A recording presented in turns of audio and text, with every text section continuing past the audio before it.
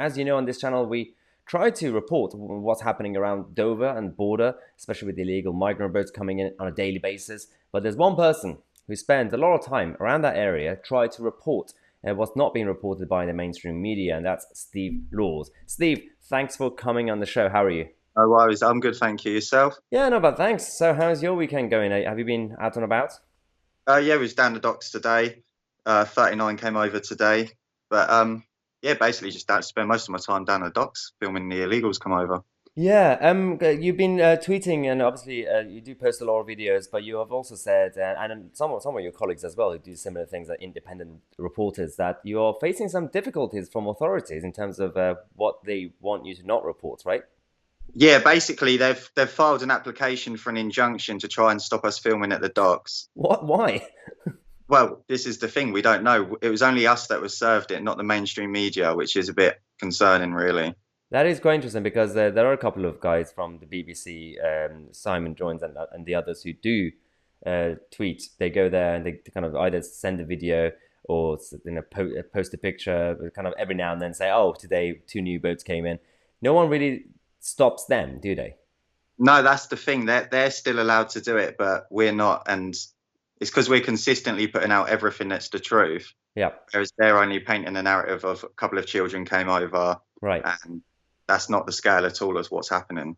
So paint a picture because all we know overall is the boats are coming in, but the mainstream media aren't really telling us anything else. It's just that all they say is just coming in. We don't really know what happens when they arrive, what's the process, where they're taken, and so yeah, if you just give us an overview of what you've been seeing on Oh, a daily basis. oh, well, basically, like the border force will bring them in. They pick them up mid-channel from the French because the French will escort them to the middle of the channel.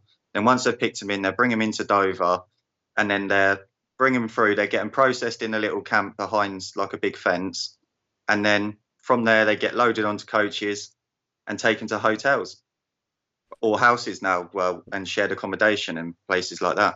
Right, and what's the vibe that you've been seeing? Because a lot of people like Nigel Farage, when they are tweeting these sort of things, they are saying that these groups are primarily young, healthy, and male. Yeah, it's about 87% of them are young men Right, basically, and the women and children are few and far between. But that's all you'll ever see in the media. If right. two children came over that day, they wouldn't show you the 90 blokes that came behind them. Right, is it for the border force and anyone who's there watching this? Is it easy to differentiate, who could be a or potentially a genuine asylum seeker But and who this could? is the thing. They're not genuine asylum seekers. This is Mm, what most people have to get to understand. They're right. economic migrants. They're coming over in expensive clothes. It Yep. costs a lot of money to cross the channel in a Yes. dinghy. Exactly. Yeah. A lot more expensive than going on a ferry. These people are not poor people that are coming over. Hmm. And they're not fleeing war-torn countries. They've come from France. Well, I think that's a key point, which is still very underrated. Not many people are talking about this because, It's uh, like nation shopping, really.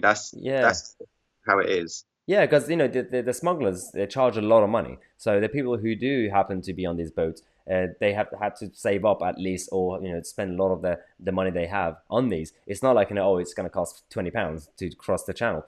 It's a So lot of money, about £3,000 roughly. wow, it's really, oh my God. I've Um, spoken to some and they've said they've paid between £3,000 to £4,000 to come over.